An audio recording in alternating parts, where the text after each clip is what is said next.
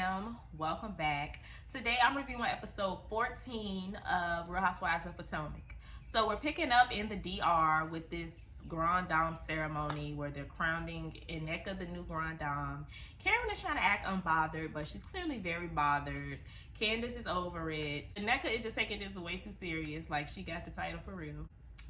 They go night golfing and they talk a little bit about Gizelle's fake relationship with this very, very young man. Kiana is finally back with the group because she was sick, so she wasn't with them earlier, and she thanks Gizelle for checking on her, which is weird because isn't she Wendy's friend? And she knows Candiace too, but they didn't check on her at all. And she kind of called them out a little bit for that. Like, you know, I thought you would have checked on me. And they just apologized and moved on. Like, it was nothing, but I just kind of found that weird. Like, why would you not check on your friend? Kind of like bored her here and left her to dry. So they go to dinner and Gizelle is thanking Karen for the meeting that they had with their daughters. And this is the part of the episode that is, I guess, this is the biggest conversation piece of the episode because this season is so boring. We harp over the dumbest things. Grace graduated on Monday. Oh, congratulations. And Karen pulled me to the side at your house, gave me advice, and the advice was... So this week, everyone is upset with Wendy and Candiace because while they were having this conversation and Gizelle was talking about how she was, you know, a little nervous for Grace to go to FAMU with Florida and the political stance, everything going on in Florida with the stand your ground and all of that stuff. As she was explaining that, Wendy and Candiace were kind of looking at each other and rolling their eyes and... Stick with your friends, stay on the campus.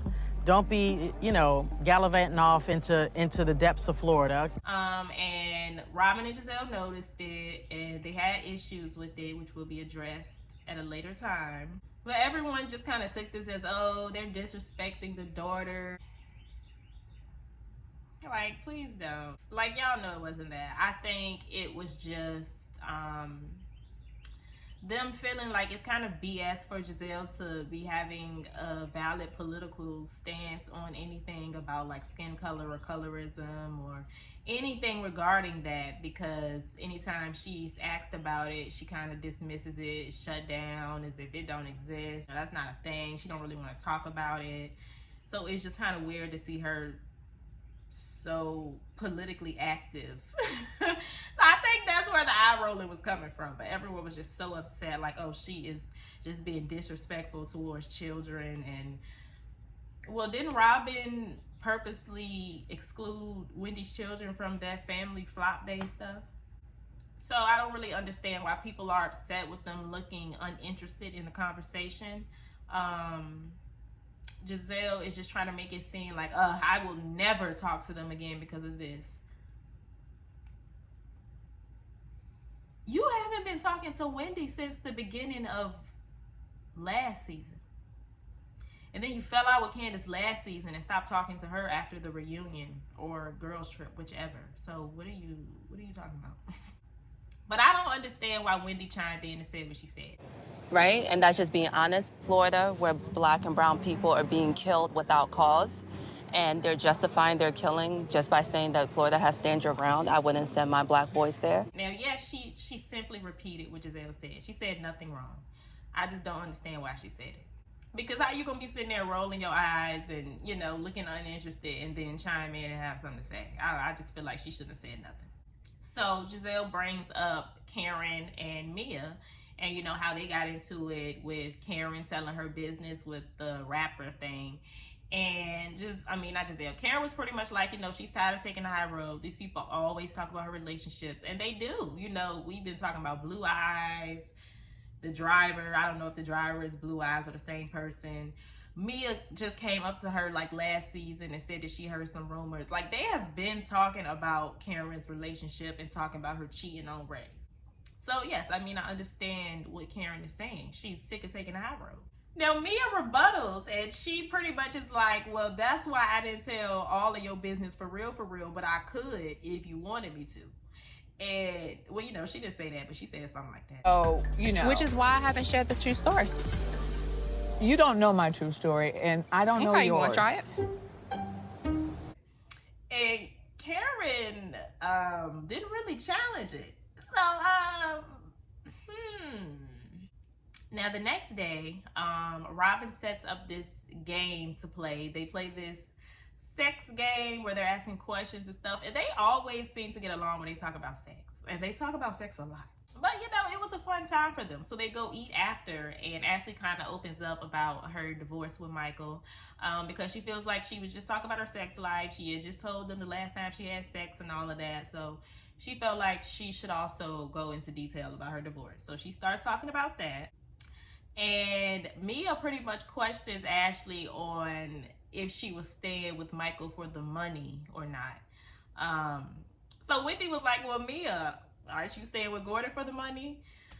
Now, Mia the liar, I don't know why y'all think Mia is so like iconic and stuff. She just be lying for no reason. She is talking about she had more money than Gordon when she met him from an inheritance. Well, Gordon for financial reasons?